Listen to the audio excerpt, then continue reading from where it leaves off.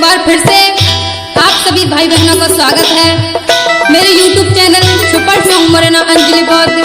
कृपया मेरे चैनल को सब्सक्राइब करें, लाइक करें, कमेंट करें, शेयर करें। और ये गीत मैंने शिक्षा पर लिखा है कि हमारे जीवन में शिक्षा कितनी जरूरी है। तो देखिए इस गीत को सुनिए, समझिए और महसूस जरूर कीजिए कि गीत आप लोगों को क्या संदेश देना चाहता है। सुनिए।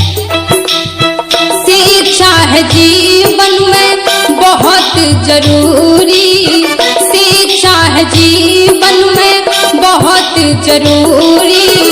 गरीबी की हालत शिक्षा कैसे होगी पूरी, गरीबी की हालत शिक्षा कैसे होगी पूरी।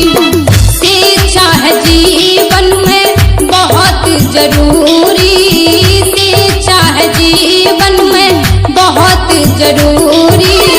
गरीबी की हालत शिक्षा कैसे होगी पूरी, गरीबी की हालत शिक्षा कैसे होगी पूरी।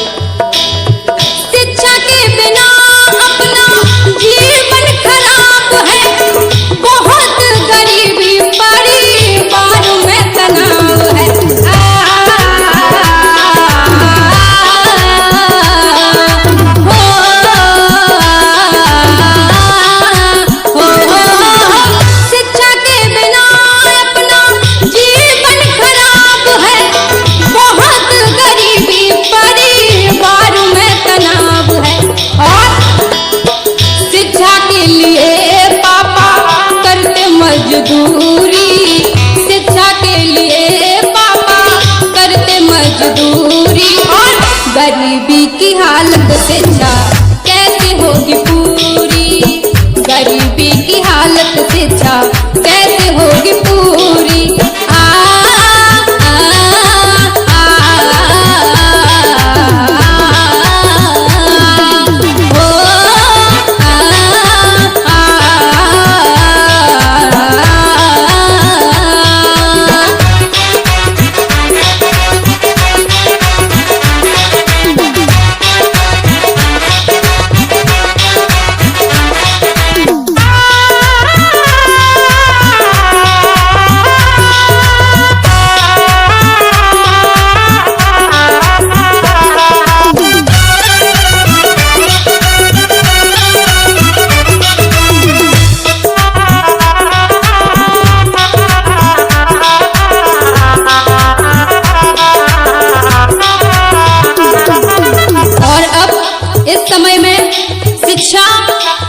हमारे लिए सब कुछ है, यदि शिक्षा नहीं है तो हमारे जीवन में अंधेरे अंधेरे हैं।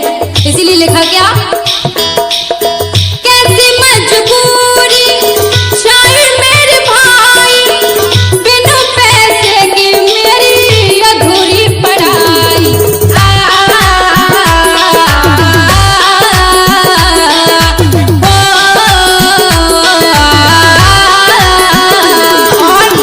ये गीत मैंने उन बच्चों को देखकर लिखा है जो पढ़ना चाहते हैं लेकिन जो गरीब हैं, जो हद से ज्यादा गरीब हैं, वो पूरी शिक्षा को ग्रहण नहीं कर पाते हैं। तब लिखा क्या, कैसी मजबूरी चाहे मेरे भाई, बिना पैसे की मेरी अधूरी पढ़ाई।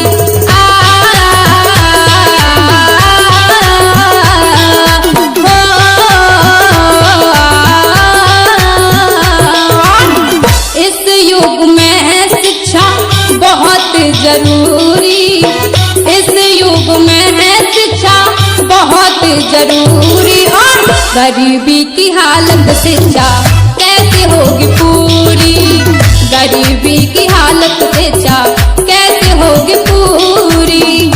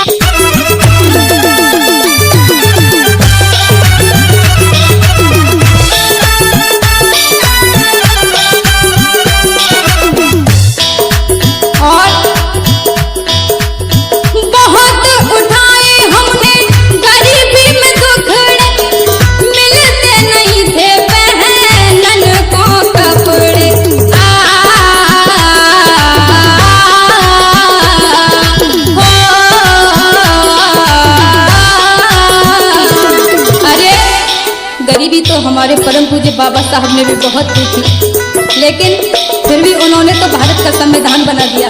लेकिन हर बच्चा बाबा साहब जैसा नहीं होता है। तब लिखा गया, बहुत उठाए हमने गरीबी में दुखड़े, मिलते नहीं थे पहनन को कपड़े।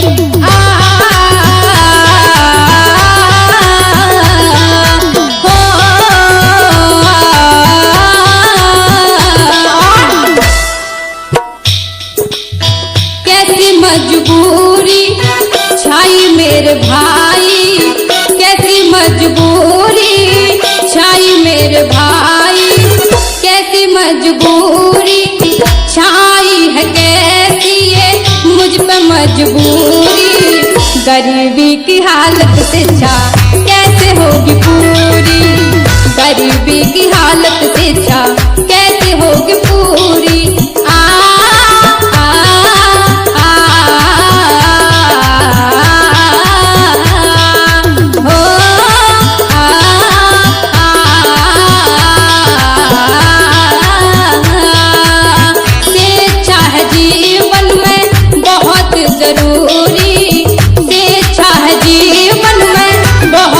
जरूरी और गरीबी की हालत से छा कैसे होगी पूरी। हाँ, गरीबी की हालत से छा कैसे